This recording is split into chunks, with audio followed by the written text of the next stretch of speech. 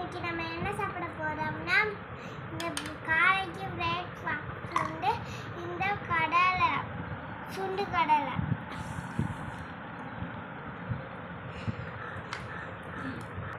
பூண்டும் மிளகாவும் தாளிச்சு வச்சிருக்காங்க. சூப்பரா இருக்கு வாசம்.